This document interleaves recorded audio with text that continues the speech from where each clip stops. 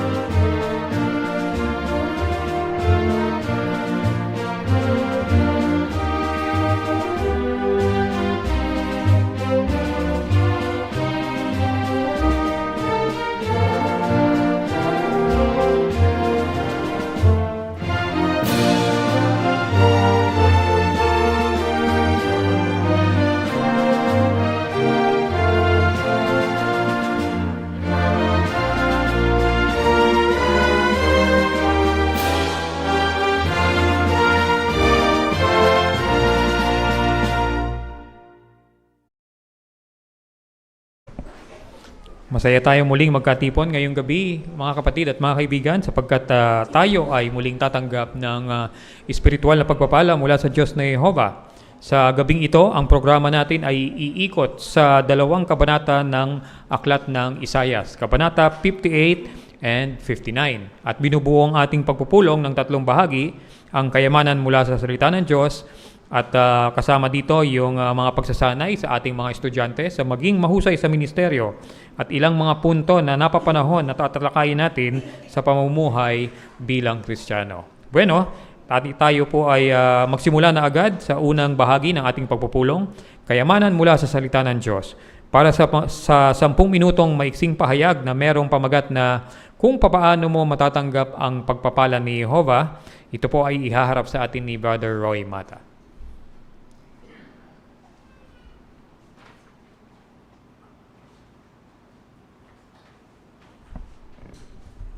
Kung paano matatanggap natin ang pagpapala ni Jehovah. Paano nga ba mga kapatid, mga kaibigan namin? Bueno, paisuyo mga kapatid na basahin natin itong nakaulat sa aklat ng Isaias, Kabanatang 58, talatang 7 at 8. Ang sabi ay ganito, ang gusto ko ay ibahagi mo ang iyong tinapay sa nagugutom. Kupkupin mo sa iyong bahay ang mahirap at walang tahanan. Damtan mo ang hubad kapag nakita mo siya, at huwag mong talikuran ang kadugo mo. Sa 8, sa gayon ay sisikat ang iyong liwanag na gaya ng bukang liwayway. At mabilis kang gagaling. Mauuna sa iyo ang katwiran ni Jehovah, ang magiging pantay mo sa likuran. Yan lang ang nais nating basahin mga kapatid. Diyan sa unang bahagi, yung binasa natin na ang gusto ko ay ibahagi mo ay yung tinapay. Ano ang ating nakita doon, mga kapatid, na napakainam na katangian na simulain ng Biblia? Kapag sinabing ibahagi, anong sa salitang English yun, mga kapatid? Share it. Yan. Isa pala yun sa katangian ng pagkamapagpatuloy. Noong panahon ni Isaias, mga Hudyo noon, doon sila nasasanay. Yung mapagpatuloy. At sa panahon din naman natin ngayon bilang mga Kristiyano, yan din ang umuugit sa atin. Lalo na sa kongregasyong Kristiyano. Ibig ba sabihin yan, kapag ang kapatid ay walang tirahan, walang pagkain, bibigyan natin ng tirahan o pagkain, ganun ba yon? Hindi rin naman, mga kapatid. Kasi labas natin yan, social welfare. Hindi naman tayo ganyan. Noong panahon ni Jesus, nakapokus siya sa pagtuturo sa espiritual na mga bagay. Ibig sabihin, may pagkakataon na nagbibigay tayo ng material. Pero hindi ibig sabihin na doon nakapokus yung ating pagkamapagpatuloy. Ang point lamang dito, mga kapatid, gusto ni Jehovah na maipadama natin sa bawat kapatid ang tunay na pagmamahal na pangkapatid at pag-ibig. So saan magmumula ito, mga kapatid? Dito mismo sa loob ng kongregasyon. Ang kongregasyong Kristiyano nabuo para sa ganong simulain. Hindi ito nabuo dahil lamang sa personal na mga kapakinabangan. Nais ni Jehovah na ibahagi natin ang mga bagay, pangunahin ng tinataglay natin kung papaano mapapatibay ang mga kapatid. Mapapatibay. Ibig sabihin, iba-iba ang ating mga nararanasan sa buhay. Di natin alam, may ibang mga kapatid na nandito lang, pero punong-puno ng hamon. Ay iba naman, may sakit sa pisikal. At iba pang mga hamon sa buhay. Pero dito sa talatang 8, binanggit dito, mga kapatid, na at mabilis kang gagaling kapag ikaw ay mapagpatuloy. Ibig sabihin, pagka lagi tayong nagpapakita ng ganitong katangian, titibay at titibay ang ating malapit na kaugnayan sa Diyos na Jehovah. Ulitin natin, espiritual na pagkakataon o paraan ng pakikitungo kay Jehovah. At yun din sa ating mga mahal na mga kapatid. Kasi, ang pagkamapagpatuloy, doon nakapokus unang-una yon, bago sa pisikal na mga pangailangan natin. Yan ang unang bahagi. Yung ikalawa, unahin ang spiritual na mga bagay. Paano ba ito, mga kapatid? Di siyempre, kung may nauuna, may pangalawa, may pangatlo, may pang-apat. Pero anong sabi dyan? Unahin ang spiritual na mga bagay. Paisuyo sa Isaiah 58, 13 at 14, ang sabi, kung dahil sa Sabat ay ihinto mo ang pagkataguyod ng sarili mong kapakanan sa aking banal na araw, at ang Sabat ay tatawagin mong lubhang kalugod-lugod, isang banal na araw ni Jehovah, isang araw na dapat luwalhatiin.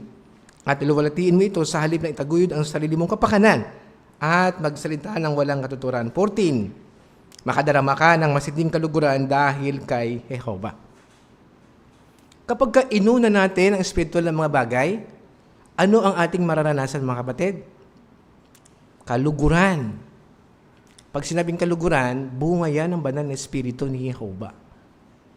Ibig sabihin, pangunahin sa atin ang mga kapakanan ng pangkaharian. Pampamilyang pagsamba, paglilingkod sa larangan, personal worship, pagdalo sa pulong, hindi yung ating mga personal na mga kapakanan. Ulitin natin ulit.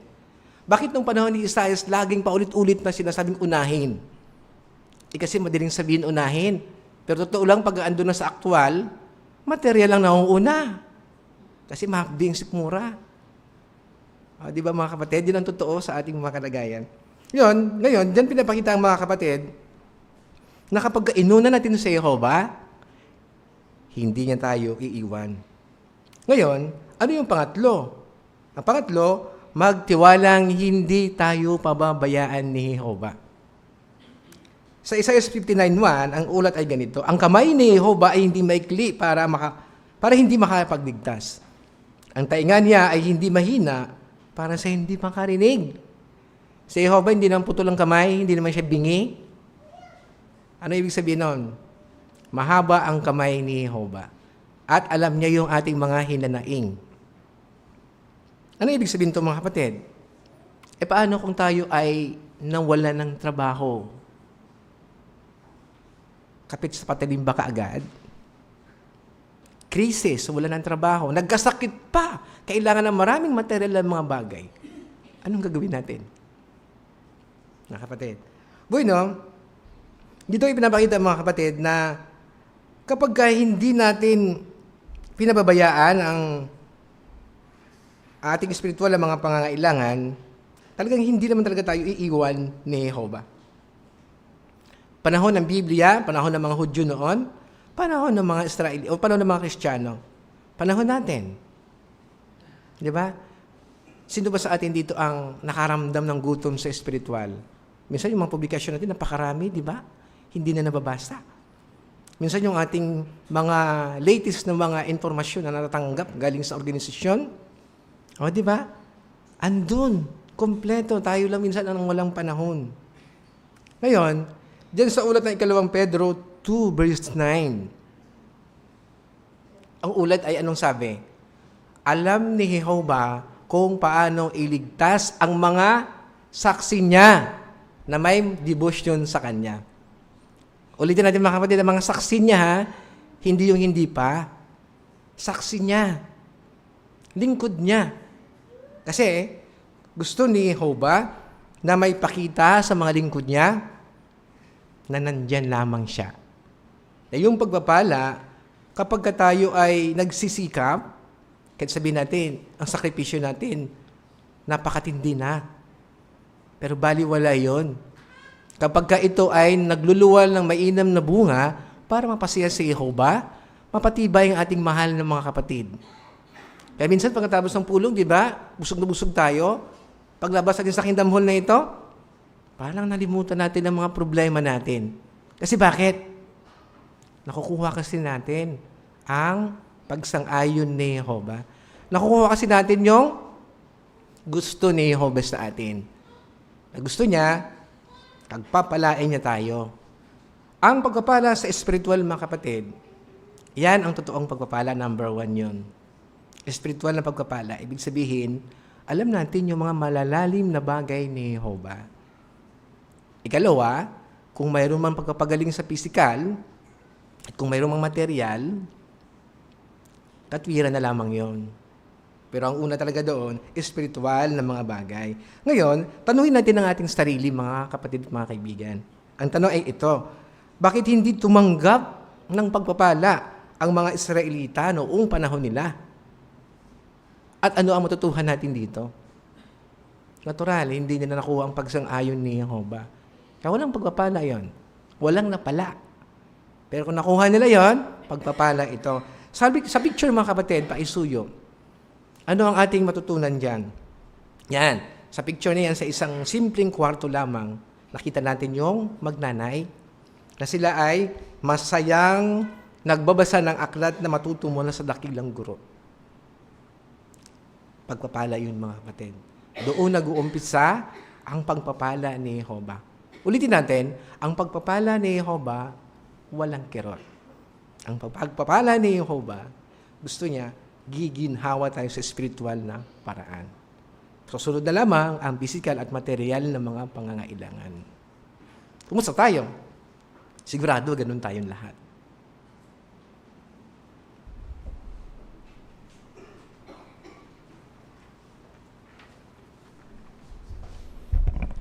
Maraming salamat, Brother Mata, sa malinaw na pagharap sa unang bahagi ng kayamanan mula sa salita ng Diyos.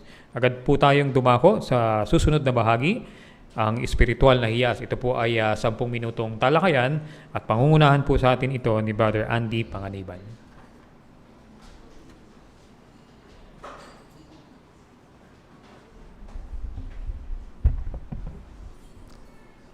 Para simulan ang ating talakayan, sino po ang nais bumasa ng Isaias 59:11?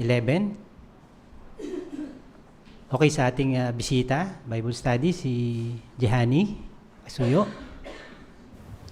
Lahat kami ay patuloy na umuungol na parang oso at nagdadalamhati kami na parang kumukurotok na kalapate.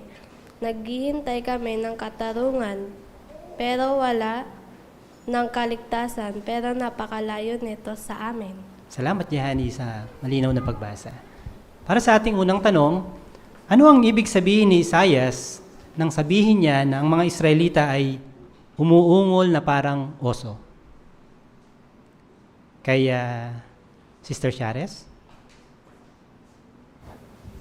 Pinapaliwanag po ng teksto kung paanong ang mga Israelita noon ay nagmakaawa kay Jehova at umungol pa nga na gaya ng oso pagpapakita na gutom sila o naghahangad na makadama ng kaginhawaan mula sa kadilimang nararamdaman nila bunga ng pag-iwan nila kay Jehova.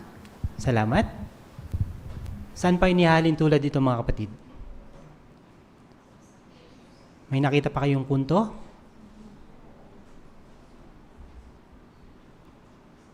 Kay Sister Lilia Vasquez, sa gilid.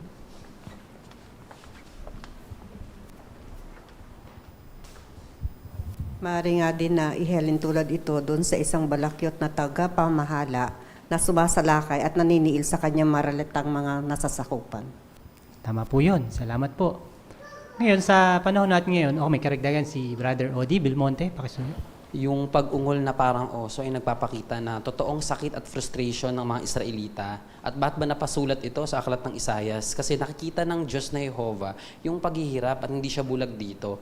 Kaya yung aral, kung baka dahil sa kasalanan natin noon, o kaya kasalanan ng iba, kung kaya tayo na-frustrate, tandaan na naiintindihan ng Diyos na Jehovah yung nararamdaman natin. Kung paano naglaan siya noon sa mga Israelita ng aklat ng Isaias para patibayin sila, gayon din naglaan din si Jehovah ng mga regalo para patibayin tayo at magpatuloy sa buhay. Salamat. Nakuha na po yung punto at yung aral na sinabi ni Brother Belmonte. Ngayon, dadako tayo sa ikalawang tanong. Sa pagbabasa ng Biblia para sa linggong ito, anong spiritual na hiyas ang nagustuhan mo? Kay Brother Bart?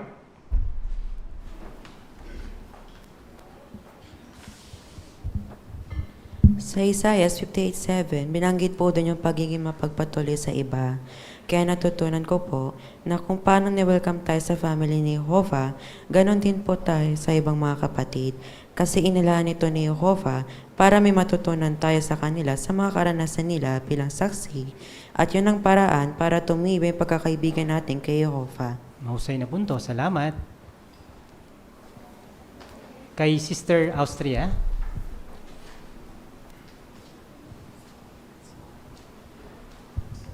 Nagustuhan ko ang Isaiah 59:1. Nagsasabi ang kamay ni Jehovah ay hindi maikli para makapagligtas. At ang tainga niya hindi mahina para hindi makarinig. Tunay na maibiging Diyos si Amang Jehovah. At ilang beses ko na po itong napatunayan. Sa personal kong buhay. Pinakinggan niya po ang mga hiningi ko sa pamamagitan ng mga panalangin ko. At bilang lingkod naman niya, gagawin ko yung best ko para mapasaya yung puso niya at gagawin ko yun sa pamamagitan ng pagsunod sa mga utos niya. Salamat po sa pagbabahagi ng karanasan. Kay Sister Ampi Calso. Bilang saksi ni Jehovah, nasa Kristiyanong batas na tayo, kaya uunahin ko sa aking buhay ang espiritual na bagay, katulad ng pag-aaral ng Biblia, pagdalo sa mga pulong, at pangangaral ng salita ng Diyos. Pag inuna ko ang mga lahat ng ito, may katiyakan, masasapatan lahat ang pangangailangan natin. Kaya ko pinahalagan Isaiah 58:13-14. Salamat po. Kay Sister Rose Libres, sa likuran. Sa Isaiah 58:6-7, pinapakita dito na yung gusto ni Jehovah, yung pagsamba natin, hindi lang ritual, kundi dapat may kasama itong pagtulong sa iba, yung pagiging mapagpatuloy. No? Kaya sa atin, mahalagang ipakita yung malasakit sa gawa, lalo na sa pamilya, kongregasyon. At dun sa 9, makikita natin na pinakikinggan ni Jehovah ang mga pagsisikap nating gumawa ng tama, kaya makapagtitiwala tayo na sasagutin niya ang ating panalangin. Magandang punto. Kay Sister Eya Maglangit dito sa harap. Sa Isaiah 58:2, makikita po na yung mga tao noon ay parang very religious sila, lagi nilang hinahanap si Jehovah. Pero hanggang panlabas lang po ito, hindi nila talaga sinasabuhay yung mga alam nila na tamang gawin. At nakikinig lang sila sa mensahe ng Diyos, pero wala naman silang action na ginagawa. Na kumbaga, parang nanonood sila ng magandang performance na nag-enjoy sila pero walang pagbabago sa buhay. Kaya sa modern times natin po ngayon, pinakikita na hindi sapat yung pagiging mukhang spiritual or yung talagang nakikinig tayo. Kasi ang tunay na mahalaga dito po ay yung pagsunod kay Jehovah at yung application nito sa pang-araw-araw na buhay natin.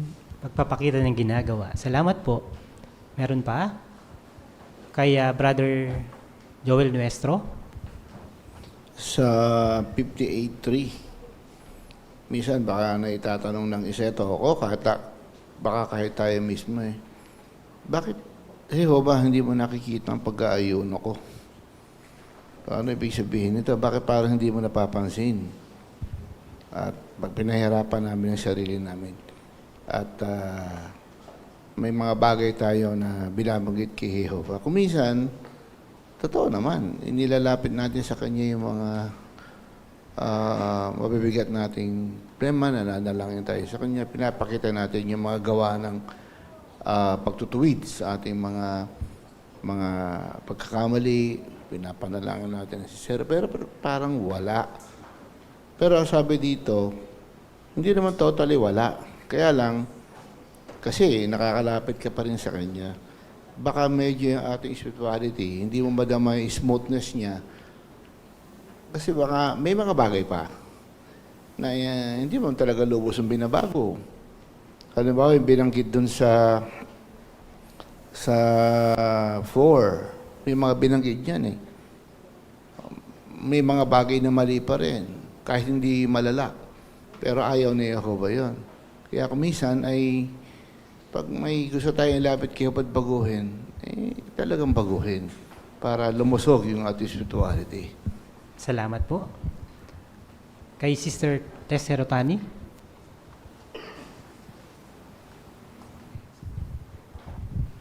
Nagustuhan ko ang kabuuan ng Isaiah 59. Talagang nakapagpapatibay sa ating pananampalataya. Sinabi sa atin na si Jehovah ay handang-handa na tulungan tayo. Nahihiwalay lang tayo sa Diyos kung gagawa tayo ng taliwas sa kagustuhan niya. Ganun pa man, handa pa rin si Jehovah na patawarin tayo at manumbalik sa Kanya, maging tapat para patuloy tayong nagtataglay ng mabubuting salita mula sa Kanya na magliligtas sa atin ngayon at magpakailanman. Magandang punto rin po yun. Salamat po. Kay Sister CK sa likuran. 9:1 na hindi maikli yung kamay ni Jehovah. Pero lagi nating tatandaan na hindi pa ito yung tunay na buhay na gusto ni Jehovah. Kaya hindi tayo excuse sa mga nararanasan natin kahit tayo ay masigasig sa spiritual. Pero kung minsan napaghihinaan tayo, kaya magandang pagkakataon ito na palalimin pa natin ng husto yung ating pagkakilala kay Jehovah kasi makakatulong yun pag mayroon tayong close relationship sa Kanya, magiging masaya tayo kahit may problema. Okay. Huling kay Sister Michelle Umali para sa huling komento. Sa Isaiah 59:3 po, binanggit dito na isa sa mga paratang ni Jehovah sa Huda ay yung pagsasalita ng kasinungalingan at kasamaan, kung saan sila ay mapanlinlang at pakitang tao lamang. Kaya natutunan ko po dito na gusto ni Jehovah na magsalita ako ng katotohanan, makitungo ako sa mga kapatid ng walang pagkukunwari, at wag po gumawa ng mga kwento na hindi totoo na makakasira po sa kapayapaan ng kongregasyon o ng kapatid at sa iba. Salamat po. Dito na po tayo nagtatapos at maraming salamat sa nagbahagi ng mga spiritual na hilas na kanilang nahukay. Balik tayo sa ating chairman.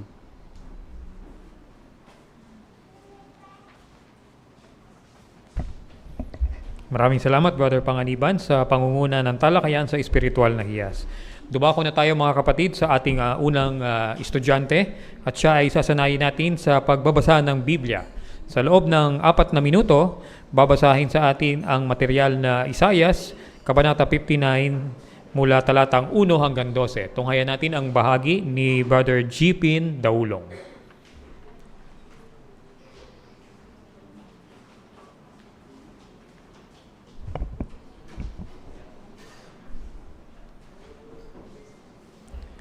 Ang kamay ni Jehova ay hindi maikli para hindi makapagligtas, at ang tenga niya ay hindi mahina para hindi makarinig. Nahiwalay kayo sa inyong Diyos dahil sa sarili ninyong mga pagkakamali. Ang mga kasalanan ninyo ang dahilan kaya itinago niya ang mukha niya sa inyo, at ayaw niya kayong pakinggan. Dahil narumhan ng dugo ang inyong mga palad, at ng pagkakamali ang inyong mga daliri.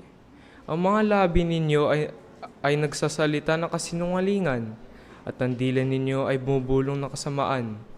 Walang naghahangad ng katuwiran, at walang nagpupunta sa hukuman ng may katapatan.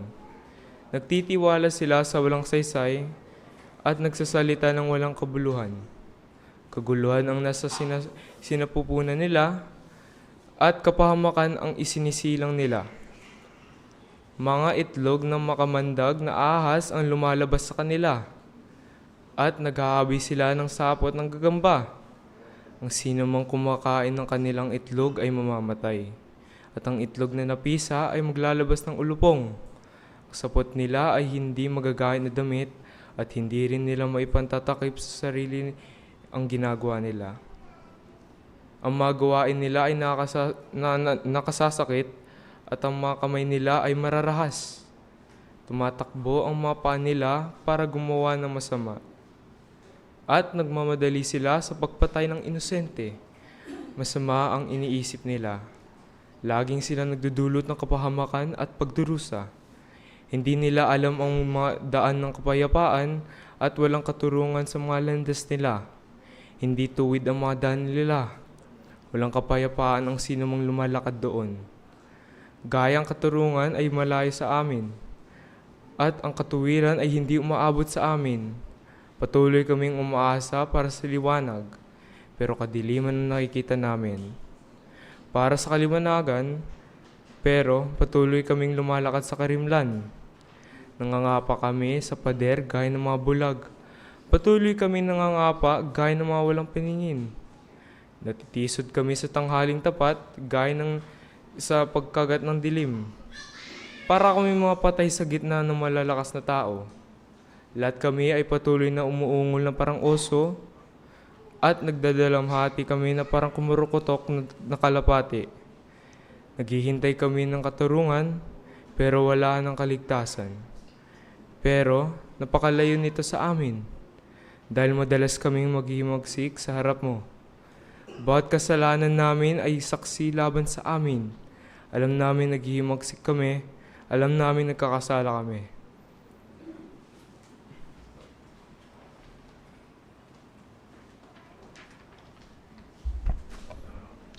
Maraming salamat, Brother Daulong, sa mahusay na pagganap doon sa iyong bahagi. Ikaw ay ating sinasanay doon sa Aralin G's ng ating brochure ng pagtuturo. Ito ay may kinalaman sa pagbabago-bago ng boses. Bakit mahalaga ba yung binabago-bago natin yung boses? Sa aspeto ng tono, sa aspeto ng bilis, tsaka sa lakas. Bueno, kung ginagawa natin ito, Brother Daulong, mapalilitaw natin yung talagang damdamin at tsaka yung mensahe nung ating binabasa o kaya ipinahayag. Doon sa bahagi ni Brother Daulong, napansin natin doon na yung nagbabago-bago ay yung tono. Minsan mataas, minsan mababa. So para ipahiwatig yung maaaring ay yung laki ng kanyang tinutukoy o kaya naman yung sigla ng kanyang binabasa. Pwede mo rin practicein, Brother Daulong, yung pag-iiba-iba ng lakas at saka yung bilis kung ikaw ay nagbabasa. Pero sa kabuuan, Brother Daulong, naging mahusay ang pagganap mo sa iyong bahagi. Okay, dumako tayo mga kapatid dun sa ikalawang bahagi ng ating pagpupulong, ang maging mahusay sa ministeryo. Meron muli tayong 3 sasanayin dito. Para dun sa unang pagsasanay natin, pagpapasimula ng pakikipag-usap. Ang kanilang setting po ay bahay-bahay. Tunghayan natin ang bahagi ni Sister Linya Daulong, kasama niya si Sister May Mejulio. Grabe, kawawa talaga mga naapektado ng gas prices ngayon. Especially yung nagdi-diesel. Oo nga, ang hirap-hirap ng buhay ngayon, no? Tapos, ang taas-taas pa ng mga bilihin. Tapos, trabaho ka ng trabaho, parang kapos pa din.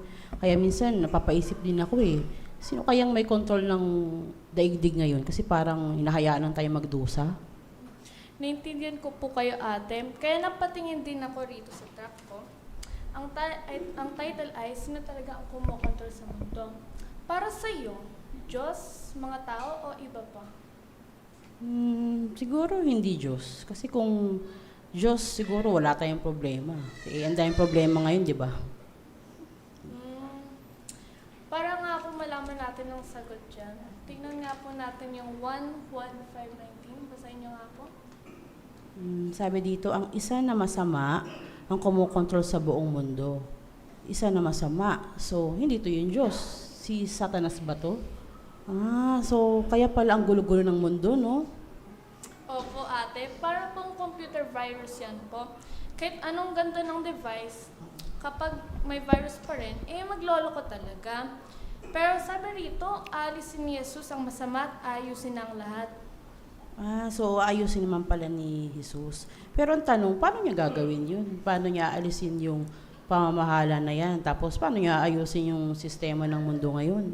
Abangan po natin yan next time po. Sa pag-usap po natin. Sige, okay lang, balik ka ulit next time. Interested ako. Thank you po. Maraming salamat, Sister Daulong, at sa iyong may bahay, si Sister May Mehulio. Si Sister Daulong ay sinasanay natin doon sa aralin number 5, doon sa ating brochure na mahalin ang mga tao. Ito ay may kinalaman sa pakikinig o makinig. Meron ba kayo nakausap na salita lang ng salita? Nasubukan nyo na yon? Bueno, yung payo sa atin dito, doon sa ating brochure, makinig. Bakit epektibo na tayo ay nakikinig ng mahusay doon sa ating kausap? So, ang ilan sa mga pagsasanay dito na pwede nating gawin, huwag tayong magsalita ng magsalita. So, pwede nating pakinggang mabuti kung ano yung iniisip niya, kung ano yung damdamin niya. At para mapalitaw natin yung kanyang saloobin, pwede tayong gumamit ng tanong. Katulad nung ginawa ni Sister Daulong. Ano yung tanong na kanyang ginamit? Sino ang kumukontrol ng sanlibutan? Okay, sa kabuuan, Sister Daulong, naging mahusay ang pagganap mo sa iyong bahagi. Para dun sa ating susunod na sasanayin, pagpapasimula ng pakikipag-usap. Ang kanilang setting naman po ay di formal na pagpapatotoo at gagamitin nila ang brochure na mahalin ang mga tao.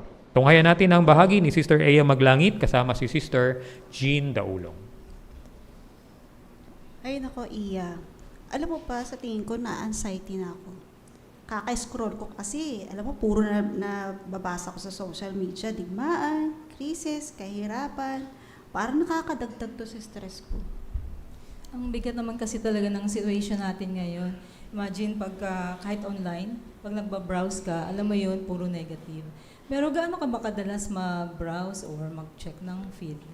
Usually after work natin, katulad nito, nag-start ako mag-scroll. Parang hindi ko na namamalayan, mga 5 hours na ako nag-i-scroll. Ganun katagal. Nakaka-drain naman kasi talaga yan. Parang, alam mo yun, napupuno ko na emotionally. Parang hindi naman kasi dinesign yung isip natin na i-absorb lahat ng problema sa mundo in just one day. Tapos dagdagan pa, magagalit ka pa, di ba? Kaya minsan parang nakaka-hopeless na talaga. Oo, tsaka valid naman yung nararamdaman mo. Hindi naman talaga yun yung nakikita natin. Kaya minsan, nakaka-frustrate naman talaga kasi hindi okay yung nakikita natin.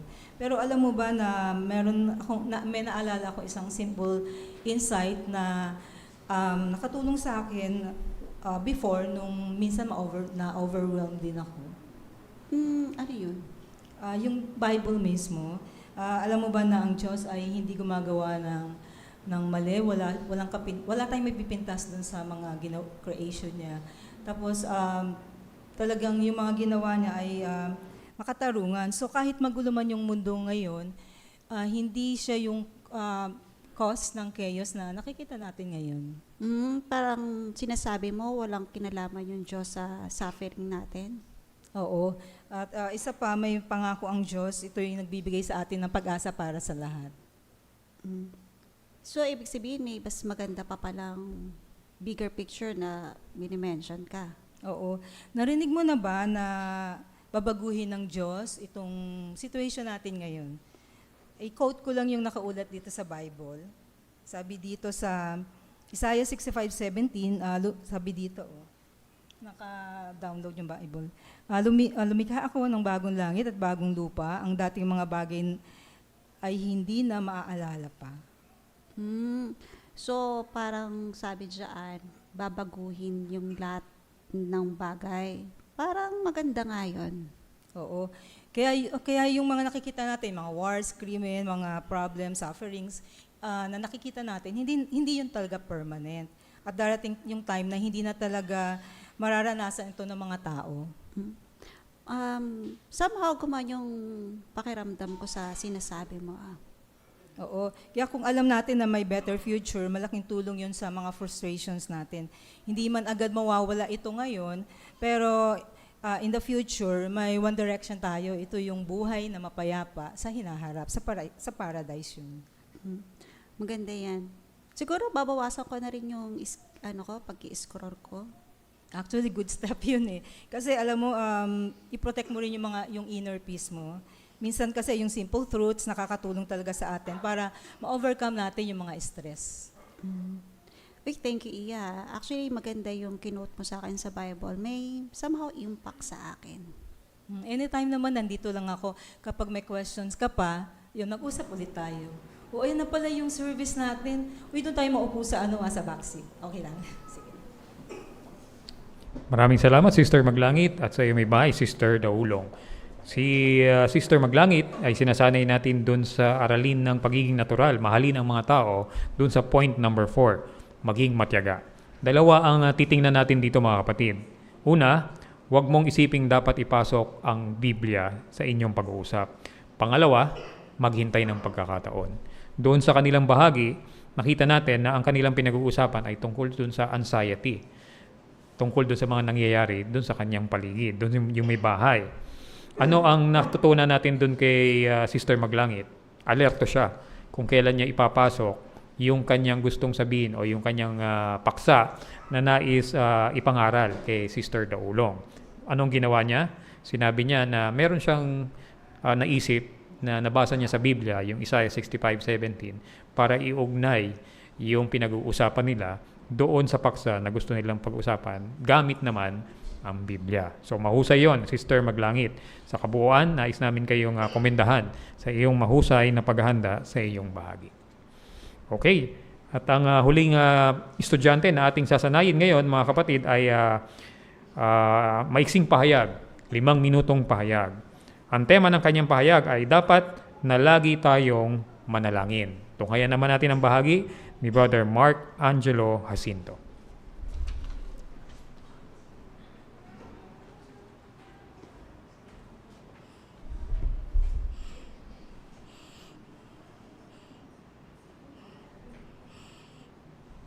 Kung may isang bagay na pwede niyong gawin kahit saan, kahit anong oras, at kahit saang lugar, at alam mong itong bagay na ito ay makapagbibigay sa iyo ng lakas ng loob, kapayapaan at solusyon sa iyong buhay, gagawin mo ba ito araw-araw? Maraming mga tao sa ngayon ang naghahanap ng sagot sa kanilang mga problema. Katulad na lang sa ating ministeryo, karamihan sa ating mga nakakausap sa bahay-bahay, may mabibigat na pinagdadaanan sa buhay. Ang ilan dito ay financial, school, at iba pa. At alam ng karamihan sa kanila na masusumpungan ng sagot sa kanilang kapamilya o malalapit na kaibigan. Kaya pwede nating sabihin sa kanila na may mas alam ako na mas makakatulong sa iyo. Ano yun? Yun ang panalangin. Paano natin may papakita sa kanila na mas makakatulong iyan? Tsaka natin bubuksan mga kapatid yung teksto sa Mateo 7:7-8. Sa 7, ganito yung pagkakasabi. Patuloy kayong humingi at bibigyan kayo. Patuloy kayong maghanap at makakita kayo. Patuloy kayong kumatok at pagbubuksan kayo.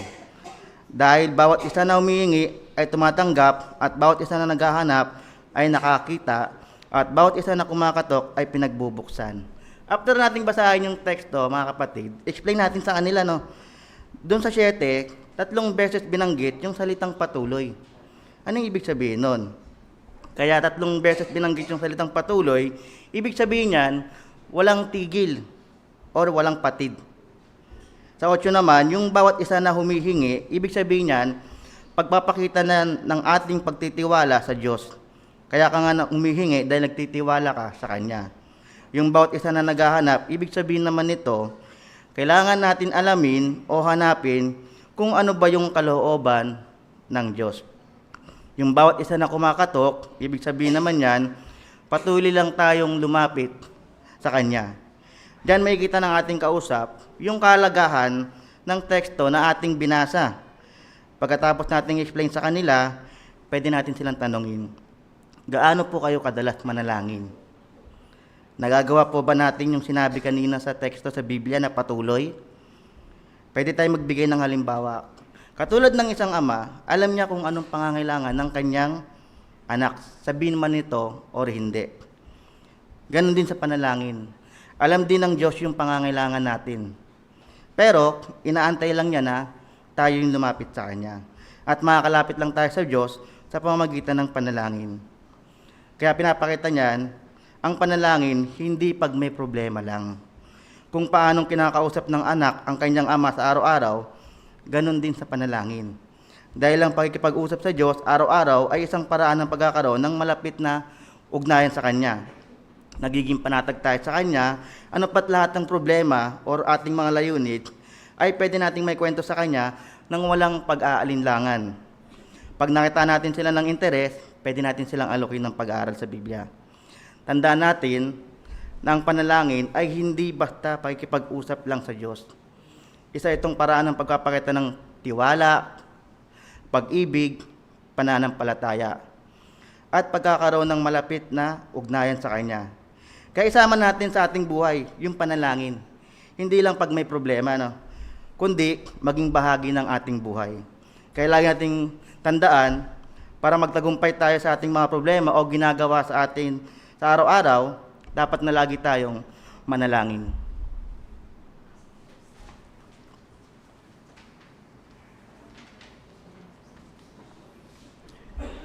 Maraming salamat, Father Jacinto, sa mahusay na pagharap sa amin ng iyong paksa. At syempre pa, ikaw ay sinasanay natin doon sa aralin 8 ng ating brochure na maging mahusay sa pagbabasa at pagtuturo. Ano ito? Mga ilustrasyong nakapagtuturo. So doon sa bahagi ni Brother Jacinto, himayin natin yung dalawang bagay. Una, ano yung nais niyang ipaliwanag? Yung panalangin. Okay, ano yung ginamit niyang illustration? Napansin niyo ba doon sa umpisa? Gumamit siya ng tanong, kung meron kayong isang bagay na makakatulong sa inyo, gagawin niyo ba ito palagi? So ano yung itinuturo doon nung ilustrasyong ginamit niya? Una, yung bagay na tinutukoy niya doon ay isang bagay na pwedeng nating gawin ng madalas at makakatulong sa atin. Ano yung in-illustrate niya doon? Pinaliwanag niya. Tinukoy niya dito yung panalangin. At hindi lang yung panalangin ang kanyang in-illustrate, pati yung pakinabang kung tayo ay madalas na mananalangin. Sa bahagi ni Brother Jacinto, nakita natin doon na siya ay gumamit ng simpleng ilustrasyon para ipaliwanag ang isang komplikadong aralin o bagay. Maraming salamat, Brother Jacinto, sa mahusay na pagganap sa iyong bahagi. Bueno, tayo ay dadako sa ating huling bahagi ng ating pagpupulong, ang pamumuhay bilang Kristiyano. Pero syempre, bago natin simulan ito, tayo po muna ay umawit ng sama-sama. Awitin natin ang bilang 100 na may pamagat na maging mapagpatuloy. Ito po ay halaw sa Aklat ng Mga Gawa, Kabanata 17, Talatang 7.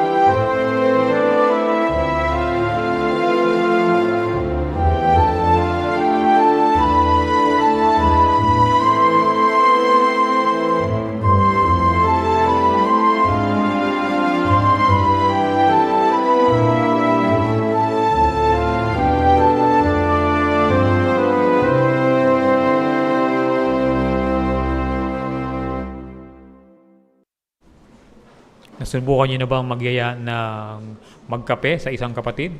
O kaya anyayahan yung ating naglalakbay na tagapangasiwa na tumuloy sa atin?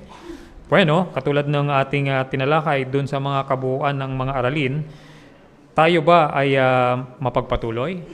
Ang paksa na maging mapagpatuloy, 15 minutong talakayan na may kasamang video, iaharap po sa atin ito ni Brother Danilo Calso.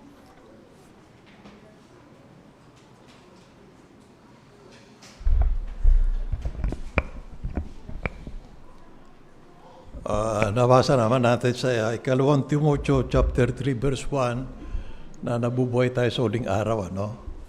At ang huling araw na ito ay talagang mahirap pakibagayan, no? Kaya bakit kailangan natin ngayon na maging mapagpatuloy, no? Kasi sa mga huling araw na ito, kailangan natin talaga na magpatibayan sa isa't isa. Kailangan natin yun, mga kapatid. Ngayon, paano natin magagawa ito? Yung inawit natin kanina, no? Maging mapagpatuloy. Ngayon, basahin natin yung Roma 12:13. Ano? Ang sabi ganito, magbigay kayo sa mga alagad ayon sa pangailangan nila maging mapagpatuloy. Napasin nyo sa study note, mga kapatid, kung ano ibig sabihin na maging mapagpatuloy. No? Pwedeng literal na isaling ito na magmadali sa pagtulong o sa pagpapatuloy. O kaya sabi pa nga dito tumakbo para magpakita ng pagkamapagpatuloy. Sipin mo yun, ano? Magmadali. Hindi lang pala basta maging mapagpatuloy sapat na. Hindi, kundi magmamadali ka pa. Tatakbo ka pa sa gusto mong tulungan. Ano? Ngayon, sino dapat tulungan? Hindi lamang kapatid, kundi pati mga strangers, mga kapatid na kahit hindi natin kapananampalataya, no? Ay pwede nating tulungan. Ngayon, wala. Paano ngayon natin may papakita ito, mga kapatid, no? Paano natin mapapakita? Bueno, makakatulong siguro itong panunurin natin video. Ang video ay, sabi dito maging kaibigan ni Jehovah. Magiging kaibigan ka lang ni Jehovah kung magiging mapagpatuloy ka. No? Isang paraan pala yung para maging kaibigan ni Jehovah ay kailangan maging mapagpatuloy ka. When play natin ang video, pakisuyo, please.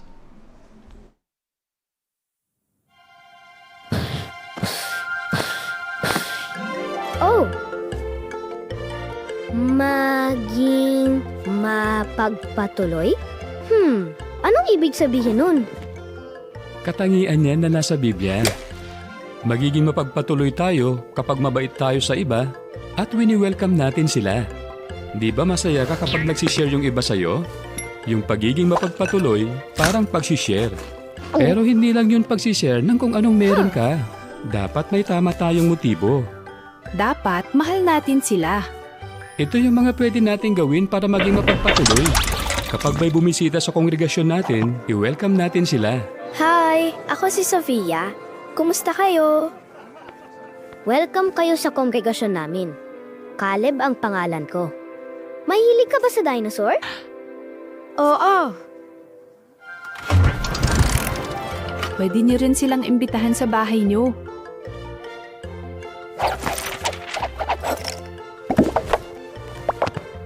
O kaya sama-sama kayong kumain. Sino kaya yung dumating? Dad, in-invite ko po yung buong kongregasyon. Siyempre, magpaalam muna kayo sa mga magulang nyo bago kayo mag-invite.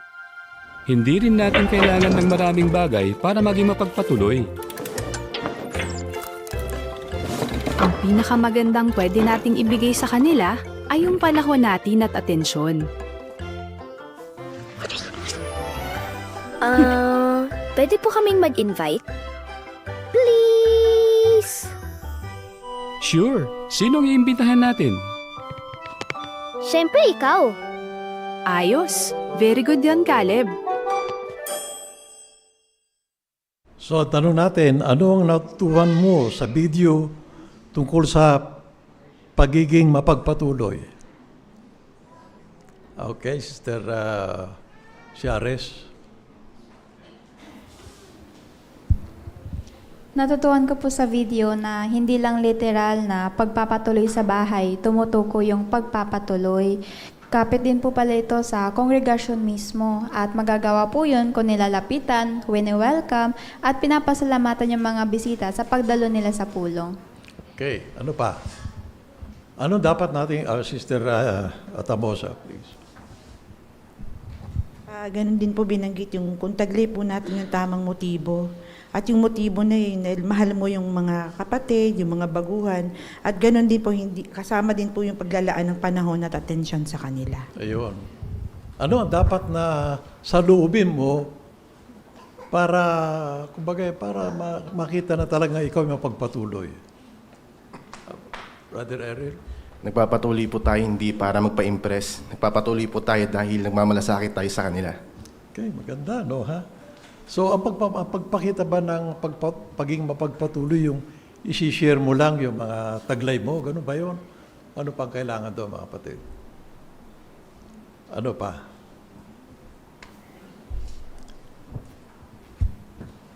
Halos na i-komento na rin, ano, si Brother Nolan. Doon sa papanunood ng GW.org, pwede rin doon, imbitahan mo sila sa family worship. Pwede rin yun, magpatuloy din po yun. Kasama kasi yung banding eh. Ayun. Oo. Saka mahal mo sila, di ba? Yun ang kailangan. So ano magandang resulta ng pagiging mapagpatuloy mo? Si Raiden, please.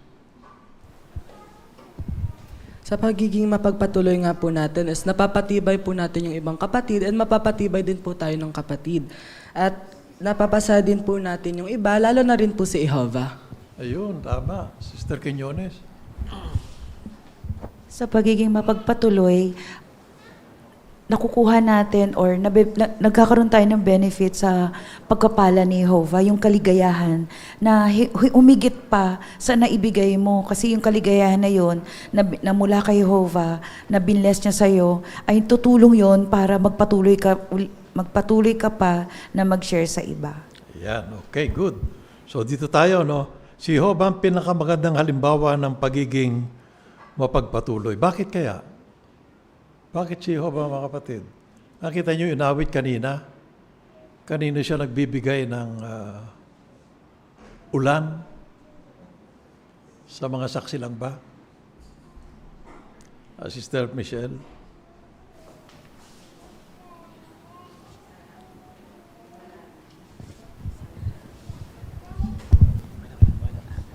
Sa lahat po, sa mabubuti po at sa masasama. Kaya matututunan po natin doon na hindi po nagtatangi si Jehovah. Ayun, oo, hindi nagtatangi. Okay, itong Deuteronomy 10:17 at 18. Okay, pakisuyo, basahin niyo natin ito, please. Deuteronomy chapter 10, verse 17 at 18. Sister Maybelline. Dahil ang Diyos ninyong si Jehovah, ang Diyos ng mga Diyos at ang Panginoon ng mga Panginoon. Ang Diyos na dakila, makapangyarihan at kahanga-hanga, na hindi nagtatangi o tumatanggap ng suhol. Binibigyan niya ng katarungan ang batang walang ama at biyuda. Minamahal din niya ang dayuhang naninirahang kasama ninyo, binibigyan niya ito ng pagkain at damit. So ano natutunan natin sa pagiging mapagpatuloy ni Jehovah? Merong salita doon sa 17 na isa. Anong salita doon ng Brother Jeric, Maestro? Yung salitang si Jehovah hindi nagtatangi. Ayan, oo. Tapos, ano pa sa 18? Okay, Sister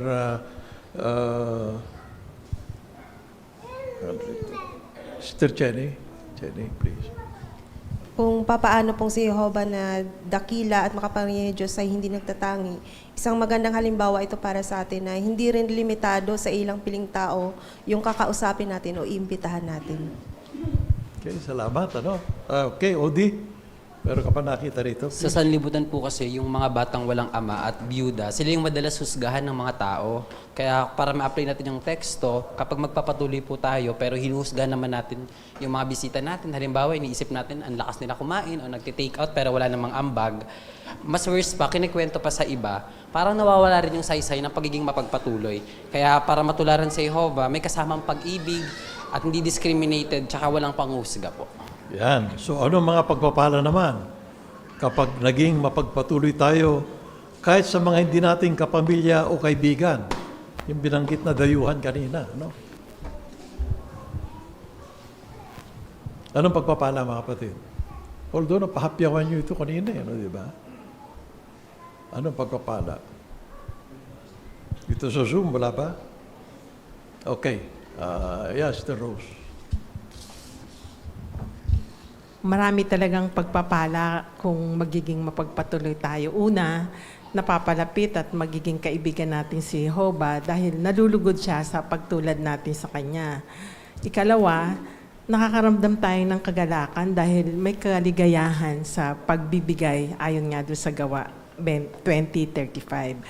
At mga pagpapala ni Jehovah sa iba't ibang paraan, hindi man sa material, kundi yung kapayapaan sa isip at tulong niya sa tamang panahon at meron pang mas malaki pang pagpapala sa hinaharap. Ayun, ano? Maganda yung binanggit, ano? Kailangan may bigay natin yung panahon natin, ano? At hindi lang yung tinatangkilik natin, kundi pati yung panahon natin, ano? Okay, ngayon, sino pa sa Biblia nagpakita ng pagiging mapagpatuloy at ano matutunan na natin sa kanila? Yung kanina nasa study note sa Genesis chapter saka yung sa Dawit. Sino yun? Brother Nolan? Si Abraham po at saka si Sarah, hindi nila alam kung sino yung kausap nila o sino yung bisita nila. Hindi pala alam nila, ay mga anghel pala yun. Kaya tayo rin naman, di natin namalayan na sa ngayon, hindi pa naman nagpapakita naman talaga mga anghel, pero yan yung mga ibang mga tao, halimbawa yung Bible study, yung pagpapala din yun. Okay. Paano niya pinakita ni Abraham yung pagiging mapagpatuloy? Ano yung reaction niya nung nakita niya malayo pa yung hindi niya kilala? Ha? Ano yung reaction niya? Yung definition ng maging mapagpatuloy, ano yun? Sa introduction natin kanina, Sister, okay. Sa study note nga po, sinabi po dito, inilarawan na si Abraham na tumakbo at nagmadali para asikasuhin ang mga bisita niya kahit hindi niya alam na mga anghel yun. Ayun, yung tumakbo, nagmamadali. Yun ang gusto sabihin ng maging mapagpatuloy.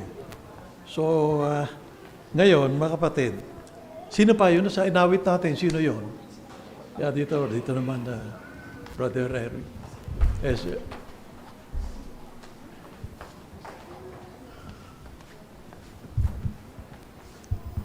Sa inawit natin, pwede natin tularan si Lydia. At bagamat wala dito sa tinatalakay natin, pwede din sina Aquila at Priscilla na pinagamit yung kanilang bahay para maging mapagpatuloy, para gamitin sa pagtanggap ng mga kapatid na ginagamit sa pagtuturo. Pwede natin tularan itong mga to. Halimbawa, pag may nakita tayo nagbabahay-bahay ng mga kapatid, mainit. Pwede natin yayain, inom muna kayo ng tubig kung makita natin sila. Yan, tama, no? Saka napansin nyo doon, sabi niya kung itinuturing nyo kung kapatid na nagmamahal sa inyo, tumuloy kayo sa akin. Hindi matatanggihan yun, ano? Okay, kapaganda yung halimbawa niya. Ngayon, pag-isipan kung paano ka, ito na ngayon, maging mapagpatuloy, alagay kung paano mo yun gagawin. Halimbawa na lang, ano mga pagkakataon pwede ka mapagpatuloy? Halimbawa dito sa Kingdom Hall, sa mga baguhan. Okay, maging practical tayo. Sister Maybelline.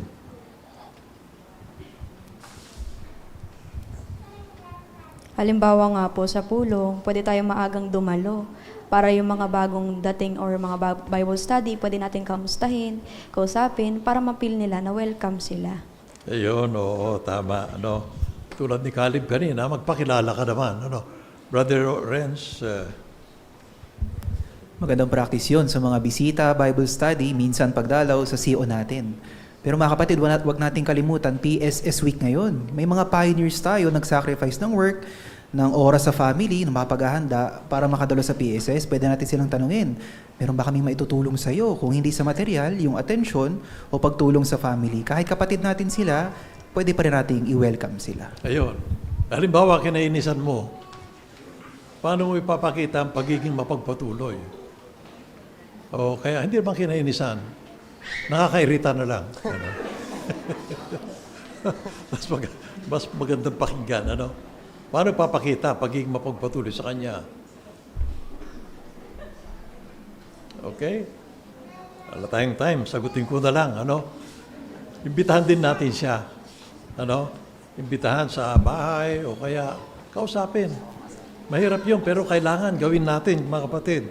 At kasi tandaan natin, kung hindi mo paglalabanan ang negatibong damdamin mo sa kapatid na yun, baka tumagal ito at hindi na mawala. Hindi na mawala. Delikado. Kaya kailangan, kahit na nakakirita, imbitahan natin siya. No?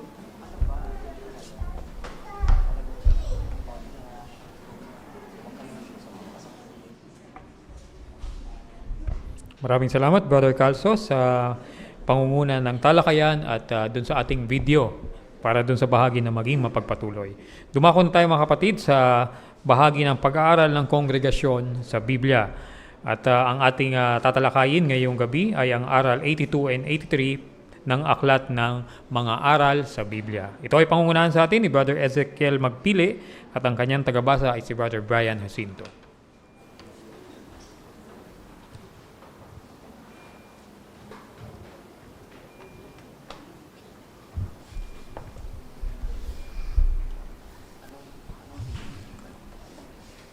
Okay, mga kapatid, nasa aral 82 at 83 at tatalakayin natin sa gabing ito sa ating CBS.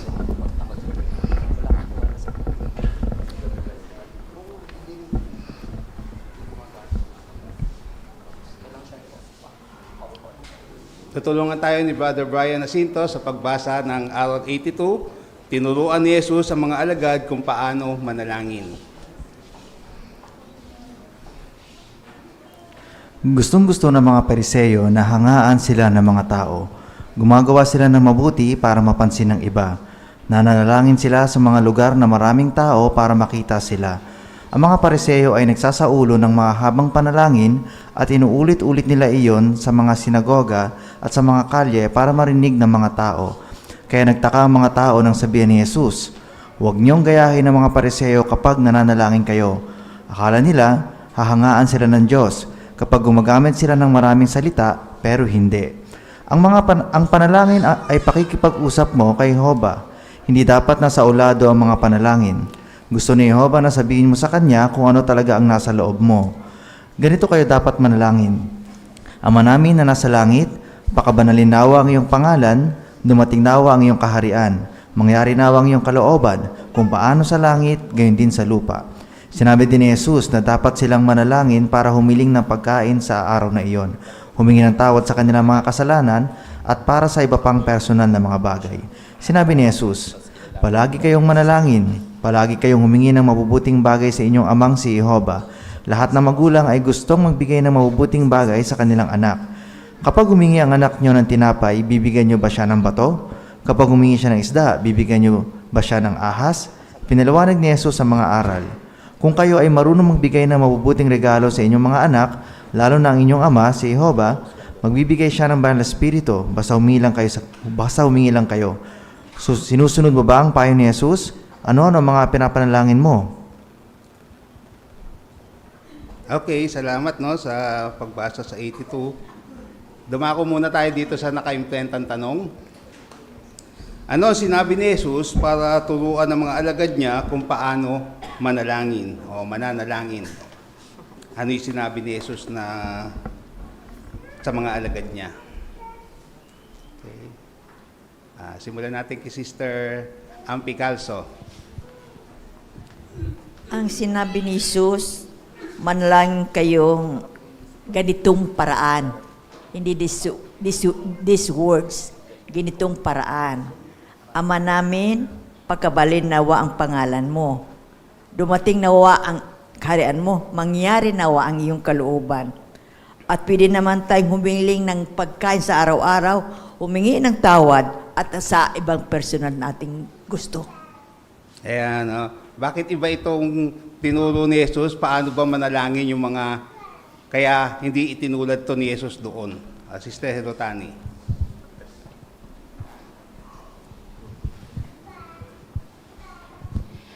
Sinabi nga ni Jesus na huwag gayahin ang mga Pariseo kapag nananalangin kasi mapagpaimbabaw sila. Gusto nila hangaan sila ng Diyos kapag gumagamit sila ng maraming salita. Mali sila. Ang panalangin ay pakikipag-usap natin kay Jehova.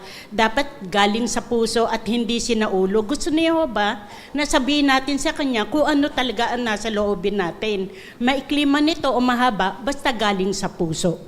Okay, salamat no. Dito sa panalangin na nakalagay dito sa Mateo 6:9, dapat ba ganito yung panalangin natin? Gagayahin natin ito? Si Brother Calso po.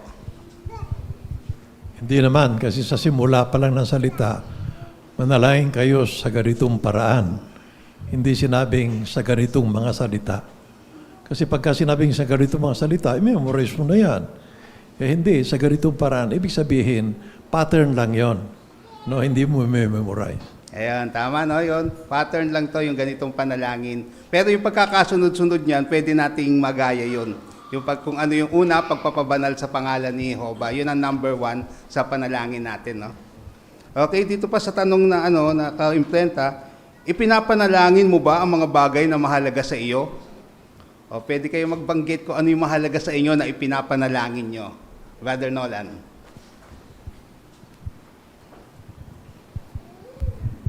Opo, dapat natin panalangin. Ako, una sa lahat, yung kaugnayan ko kay Jehova. Mahalagang bagay po sa akin yun. Ayun. Okay, meron pa? Yung mahalaga sa iyo, paano ipapanalangin natin? O ano yun? Babanggitin natin, pwede yun. Sister Barce.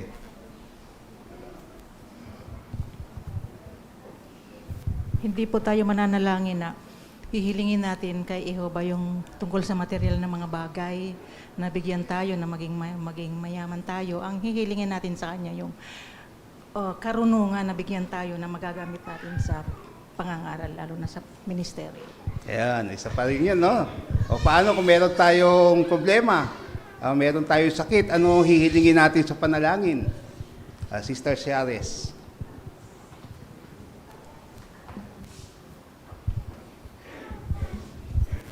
Kapag po humaharap tayo sa mga pagsubok o mahihirap na kalagayan or sitwasyon, madalas kong ipinapanalangin yung sinasabi ko sa Diyos na Jehova na, Amang Jehova, sana huwag niyo pong tanggalin o alisin po yung kapayapaan ng isip na ibinigay niyo po para makapagdesisyon po ako ng maayos at makagawa ng matatalinong desisyon. Ayan. Yung Lucas 11:13, ano dapat natin hilingin doon? Na malaking tulong ito sa atin. Lucas 11:13.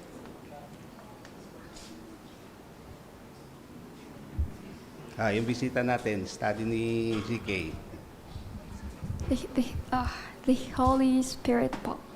Ayan. Pwede natin hingin yung Holy Spirit sa Diyos na Jehova, no? Okay, buksan natin yung Bible natin dito sa Mateo 6, 3 at 4. Sino gustong bumasa? Magandang talakayin natin itong sa 3 and 4. Sino gustong bumasa ng Mateo 6, 3 and 4? Sister Di Macali po, sa kaliwa.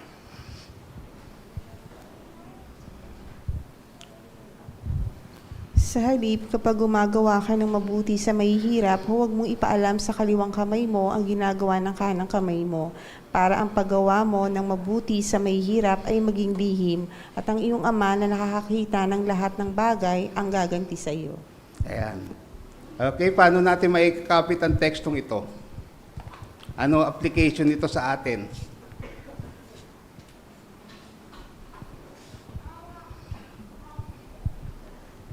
Pagtulong natin o paano natin maikakap kung tutulong tayo. Ayan. Mga halimbawa, pwede magbigay ng halimbawa. Sister Umali, Mitch. Tinuturuan nga po tayo ng teksto na kapag tumutulong tayo sa iba o kapag gumagawa tayo na mabuti, wag po ito natin na ipaalam kahit dun sa malalapit sa atin. Kung paanong kasing lapit nga ng kaliwa yung kanang kamay. So tinutulungan tayo dito na wag na ipagsabi pa sa iba o kaya wag na nating i-post pa sa social media yung ating mga ginagawa na pagtulong. Mahusay. Meron pa? Meron pang gustong magbigay ng halimbawa? Sister Atamosa po. Tandaan po natin na ang katangian po na gumagawa ng mabuti para mapansin ng iba ay mga pariseyo.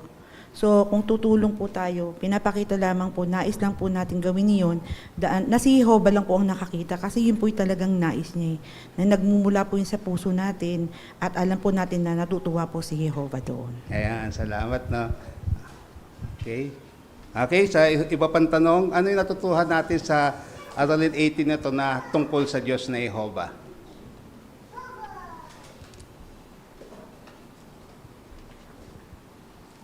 Sa Diyos na Jehovah, ano matutuhan natin?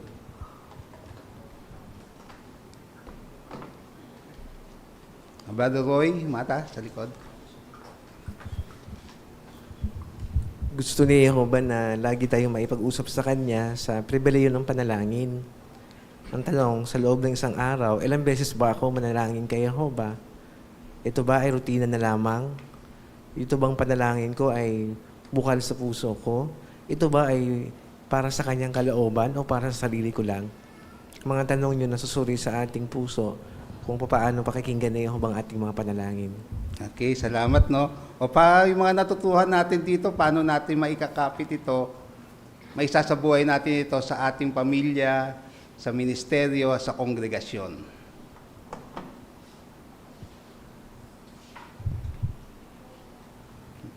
Brother Umali. Sa Mateo 6:9 at pagpapatuloy, tinuro ni Jesus yung mga angkop na salita nilalaman noong panalangin. Pero sa congregation, doon sa opening tsaka closing prayer natin, meron ding angkop na bagay na pwedeng sabihin ng mga inatasan kasi iyamang kasama yon doon sa 1 hour and 45 minute na pulong. So, ibig sabihin, kapag opening prayer, maganda kung babanggitin lang tungkol sa pulong, paghingi na banal na Espiritu. Kasi halimbawa, yung awit tsaka panalangin, 5 minuto, kasama yun sa oras yung awit, halimbawa, 3 minuto. Ibig sabihin, yung prayer, 2 minutes na lang. So yung mga problema ng mga kapatid sa Russia, hindi na natin isasama yon. Isama natin yon sa personal prayer natin. Okay, salamat, no? Brother Junel, de Los Angeles, sa harap.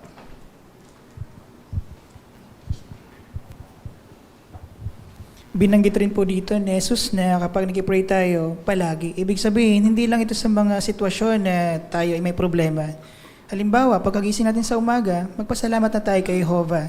Pag kumakain tayo, magpasalamat tayo sa Kanya. Ano man yung ginagawa natin, lalo na kapag gumagawa tayo ng desisyon, ito man ay malaki o maliit, mahalaga talaga na tayo ay mag-pray muna kay Jehovah. Ayan, salamat, no? Brother Odi. Yung may tamang pagkasunod-sunod nga po yung panalangin. Yung una, pangalan muna ni Jehovah, sunod kaharian, sunod naman po kalooban ng Diyos, bago po yung pangsariling kapakanan po. Ibig sabihin po, dapat po nakapokus muna sa Diyos bago po sa sarili. Ayan, salamat. Okay. Brother, Sister Maglangit.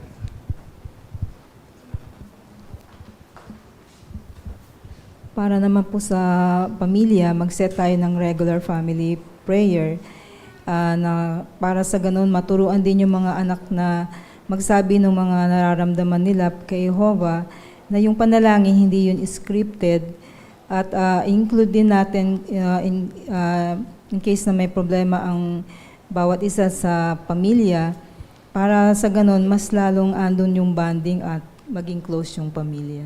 Okay, salamat. Sa ministeryo,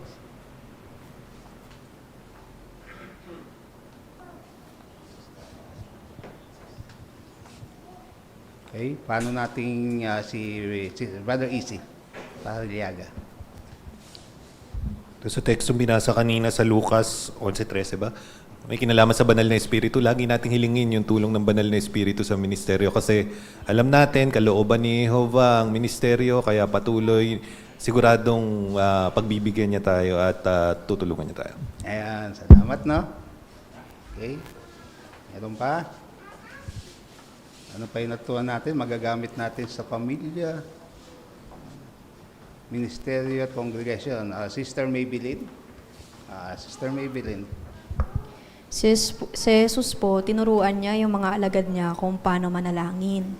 So, pwede rin natin po itong gawin sa pamamagitan ng mga Bible study natin. Pwede rin natin silang turuan kung ano yung proper way, kung ano yung model, para matuto rin silang manalangin sa ganong paraan. Ayun, yung pagturo sa mga Bible study natin, no? Okay, Sister CK. Sa ministeryo, may mga natatagpuan tayo or sa Bible study, sinasabi na ipag-pray mo nga kami kasi naghihirapan yung family namin. Magandang pagkakataon naman na ipaliwanag natin na yung direct na approach natin o pakikipag-usap sa Diyos ay kailangan manggagaling din sa kanila kasi magbigay tayo ng ilustrasyon na maunawaan nila na sila mismo ang lalapit at tatawag mismo kay Jehovah. Okay, salamat. No, meron dito sa Zoom tayo, sa Mayan Go Family at Amosa Family. Sige po, sa Zoom.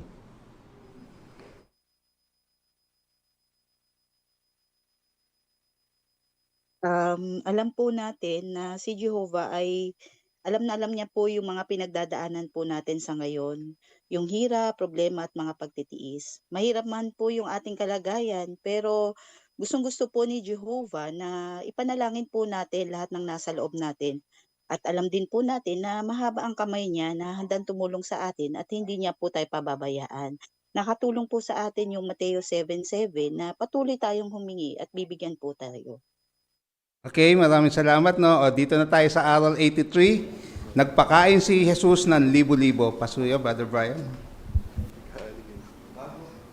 Bago ang Pasko noong taong 32 CE, bumalik ang mga apostol galing sa pangaral. Pagod sila, kaya isinama sila ni Jesus sa Bethsaida, sakay ng bangka para makapagpahinga. Pero nang malapit na sila sa baybayin, nakita ni Jesus na libu-libong tao na ang nag-aabang sa kanila. Kahit gusto ni Jesus na magpahinga, kasama ng mga apostol niya, tinanggap pa rin niya ang mga tao. Pinagaling niya ang mga may sakit at tinuruan sila. Maghapon silang tinuruan ni Jesus tungkol sa kaharian ng Diyos. Nang paggabi na, sinabi sa kanya ng mga apostol, "Siguradong gutom na ang mga tao, pauwiin mo na sila para makakain." Sinabi ni Jesus, "Hindi sila kailangang umalis. Bigyan niyo sila ng pagkain." Nagtanong ang mga apostol, "Gusto mo bang ibili namin sila ng tinapay?" Sinabi ng apostol na si Felipe, "Kahit marami tayong pera, hindi tayo makakabili ng tinapay na magkakasya sa ganitong karaming tao." Nagtanong si Jesus, "Gaano ba karami ang pagkain natin?" Sinabi ni Andres, "May 5 tinapay tayo at 2 maliliit na isda. Hindi ito kasya." Sinabi ni Jesus, "Dalhin niyo sa akin ng tinapay at isda." Sinabi niya sa mga tao na maggrupo-grupo ng tig-50 at tig-100 at saka umupo sa damuhan. Kinuha ni Jesus ang tinapay at isda, tumingala sa langit at nanalangin. Pagkatapos, ibinigay niya ang pagkain sa mga apostol at ibinigay naman nila ito sa mga tao. Ang 5,000 lalaki pati na ang mga babae at mga bata ay kumaing lahat hanggang sa mabusog. Pagkatapos, kinuha ng mga apostol ang mga natirang pagkain para walang masayang. Nakapuno sila ng 12 basket. Kahanga-hanga ang himalang iyon, di ba? Hanga-hanga ang mga tao kaya gusto nilang gawing hari si Jesus. Pero alam ni Jesus na hindi pa iyon ang itinakdang panahon ni Jehovah para maging hari siya. Kaya pinauwi ni Jesus ang mga tao at pinapunta ang mga apostol sa kabilang panig ng lawa ng Galilea. Sumakay sila sa bangka at umakyat naman si Jesus sa bundok. Bakit? Kasi gusto niyang manalangin sa kanyang Ama. Kahit maraming ginagawa si Jesus, lagi pa rin siyang may panahong manalangin. Okay, salamat Brother Brian sa pagtulong sa amin at sa malinaw na pagbasa. Nakaimtentang tanong, unang bahagi, paano ipinakita ni Jesus na mahal niya ang mga tao?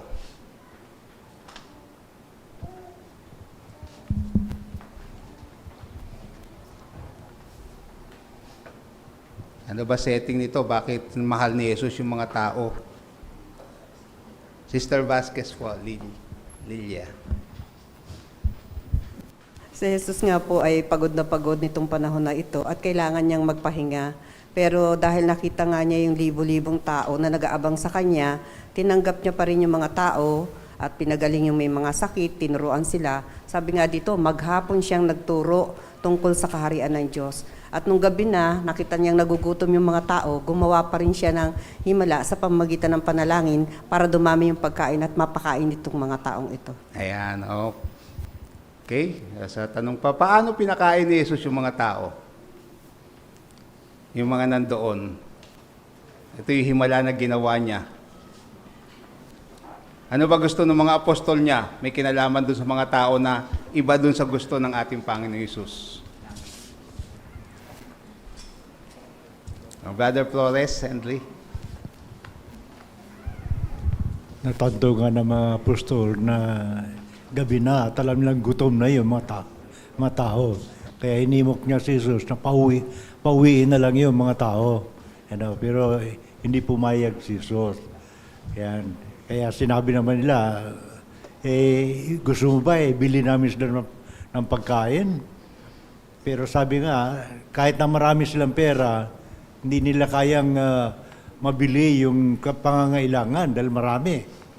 Kaya nagtanong si Jesus kung mayroong pagkain. Kaya mayroon silang sinabi na mayroon silang 5 pirasong isda, 5 pirasong tinapay at 2 pirasong isda. Kaya hiningi ni Jesus yun, ibigay sa kanya at yung gumawa siya ng himala sa magitan ng paghingi din niya sa pamagitan ng panalangin sa Diyos na Jehovah. Ayan, salamat sa malinaw, no? Paano natin masasabi na organize yung ginawang pagpapakain ng ating Panginoon Jesus? Basta na lang ba binigyan, ito yung mga pagkain nyo.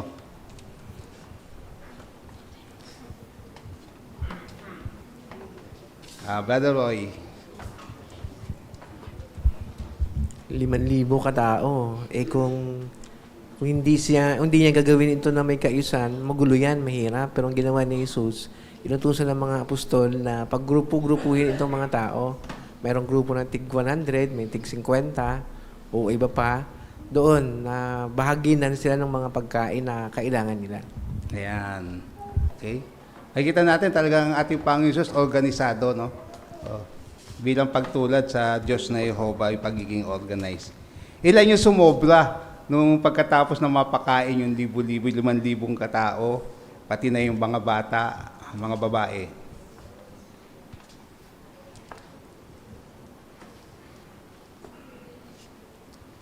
Sister Austria. Meron pang natitirang 12 na basket. Ayan, meron pa silang pagkain pa kinabukasan. No? Okay, isa pang tanong, ano ay tinuturo nito sa atin tungkol kay Jehovah? O ano yung matutuhan natin dito tungkol kay Jehovah? Si Keel. Ayan. Mula sa 2 isda at 7 tinapay, si Jehovah ay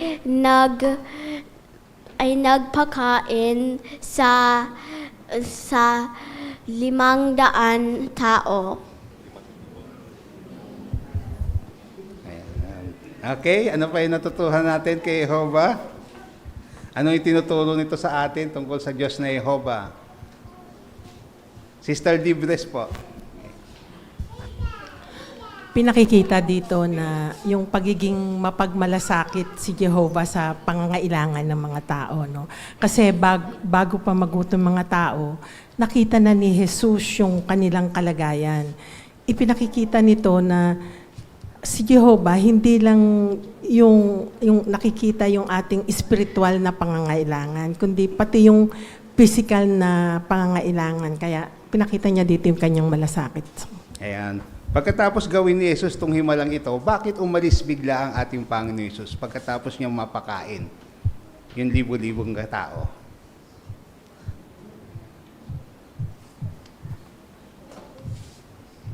Okay, Sister Vasquez po. Sa dahilan na sobrang hanga ng mga tao sa kanya, gusto na gawin siyang hari. Pero hindi pa yun ang panahon para maghari siya, kaya umalis siya. Ayan. Okay. Sister Hirotani, sige po.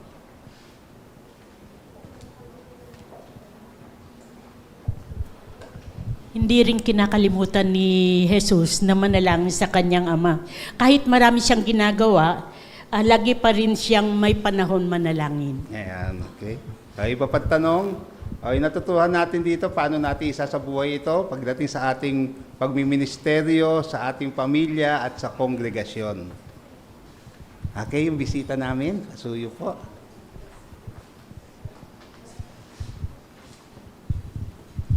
Kung i-imagine nga po natin yung himalang ginawa ni Jesus, nakakamangha po talaga dahil 5,000 lalaki pa lang, bukod pa nga po dyan yung mga babae, at bata na tamasa po nila yung himalang ginawa po ni Jesus.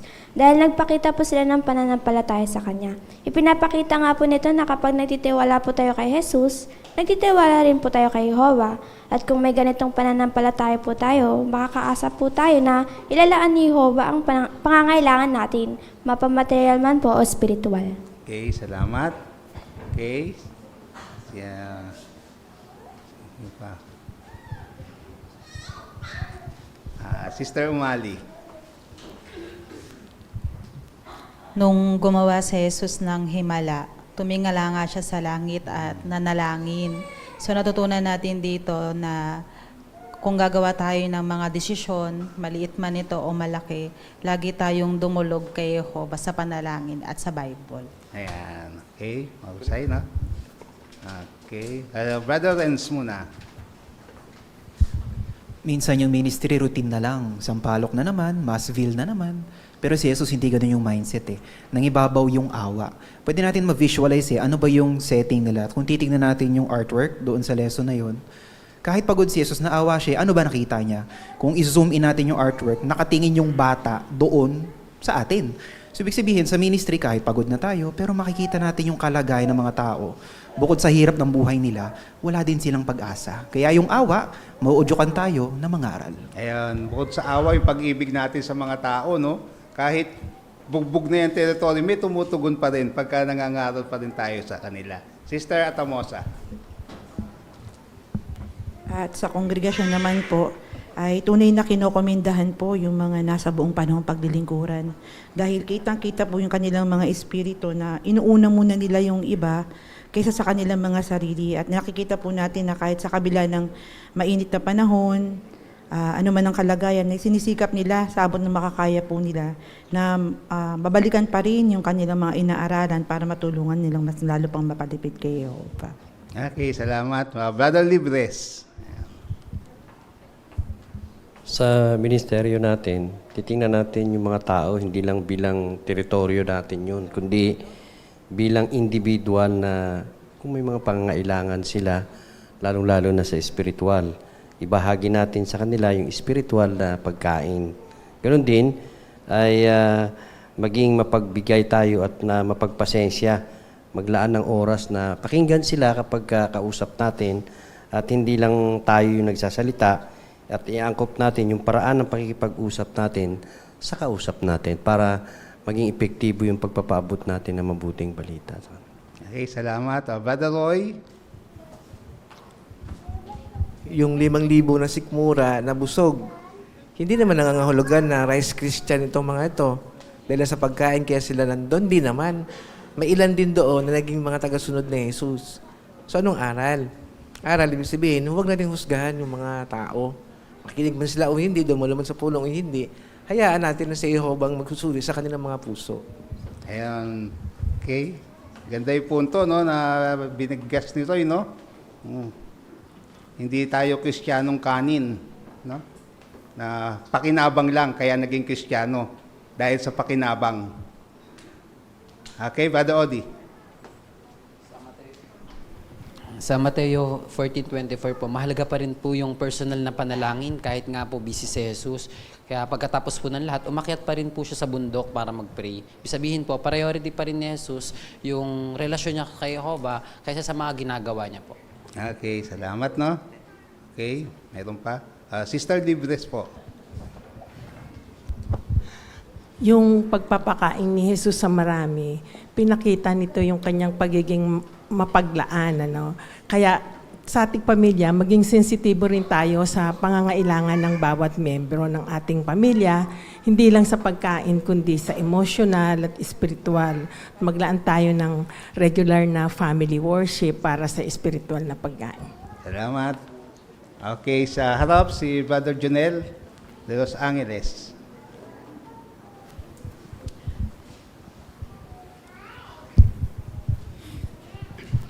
Simpleng aral din po sa Aralin 83. Sa pamilya, minsan kasi kapag sobrang pagod na rin sa trabaho, minsan kahit sa pananalangin sa pagkainan nakakalimutan. Kaya mahalagang tandaan na kahit gaano man kapagod, huwag talagang kakalimutan din yung prayer. At ituro din ito sa mga bata. Ayan, ituro doon sa mga anak natin, no?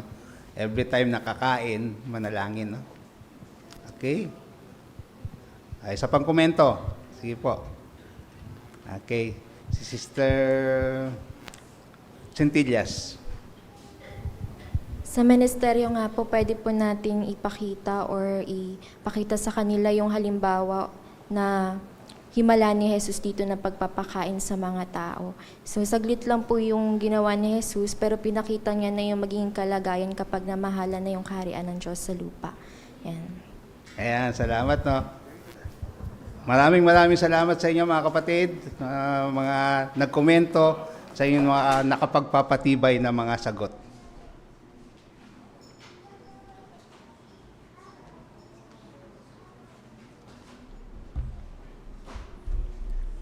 Maraming salamat, Brother Magpili, sa iyong pangunguna sa ating talakayan sa pag-aaral ng kongregasyon sa Biblia. Ganon din na ating naging tagabasa si Brother Brian Jacinto. Lubos tayong nakinabang sa mga programa ng ating pagpupulong ngayong gabi. Kanina sa kayamanan mula sa salita ng Diyos, natunghayan natin kung paano nagdudulot ng maraming pagpapala yung kapag inuuna natin ng espiritual na mga bagay, at gayon din kung tayo ay magiging mapagpatuloy sa ating mga kapatid. Natuto din tayo mga kapatid dun sa mga pagsasanay ng ating mga estudyante. Paano natin mapahuhusay pa yung ating ministeryo at yung paraan ng pagtuturo. Natuto din tayo sa pamumuhay bilang Kristiyano dun sa ating video. May kinalaman sa mga paraan kung paano natin maipapakita yung ating pagiging mapagpatuloy. At syempre pa, dun sa dalawang aral na tinalakay natin sa pag-aaral ng kongregasyon sa Biblia.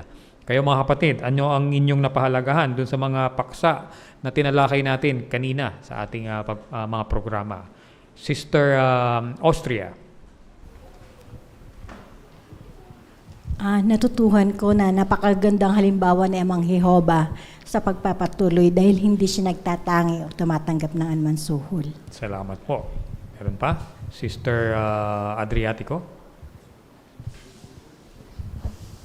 Natutunan ko nga po sa CBS yung isang katangian ni Jesus, yung pagiging masinop.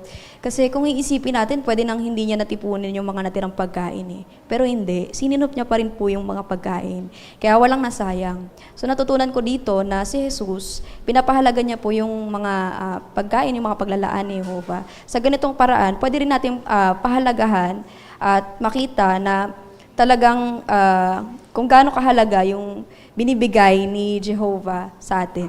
Salamat po. Sister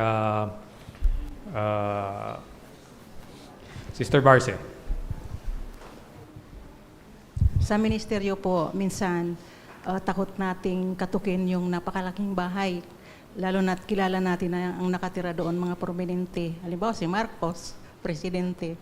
Takot talaga tayo na kausapin siya. Pero binanggit ng Mateo 7:7 na anuman ang hilingin natin, lalo na kay Jehovah, bibigyan tayo ng karunungan.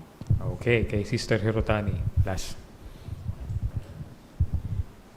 Napahalagaan ko yung panalangin. Sinabi, pwede natin ipanalangin lahat ng bagay, pati kapamilya, kaibigan, mga kapatid, yung mga kapatid natin sa ibang bansa na nakakulong dahil sa kanilang pananampalataya. Pwede rin ang mga tulad ng trabaho, pagkain at kalusugan. Sabi ng Diyos na Jehovah, ay isa siyang tulad na Ama na gustong ibigay ang lahat-lahat ng mabubuting bagay sa atin. Alright. Salamat po mga kapatid sa inyong pakikibahagi, sa lahat po ng gumanap ng kanilang mga bahagi at pagsasanay sa pulong na ito. At next week, syempre pa, aabangan natin yung ilang tampok na bahagi. Isa dito ay yung paksa sa kayamanan mula sa salita ng Diyos na bumangon ka o babae, magpasinag ka ng liwanag. Sino kaya mga kapatid yung tinutukoy na dito na o babae? Yan. Tutong malalaman natin yan next week doon sa ating programa na kayamanan mula sa salita ng Diyos at syempre pa yung iba pang mga paksa na ating tatalakay. Marapat lamang na pasalamatan natin ang ating Diyos na Yehova dahil naging matagumpay at sagana yung ating pagpupulong ngayong gabi. Awitin natin ang awit bilang 42. Ang pamagat po ay Ang Panalangin ng Lingkod ng Diyos. Nahalaw po sa Aklat ng Efeso, Kabanata 6, talatang 18.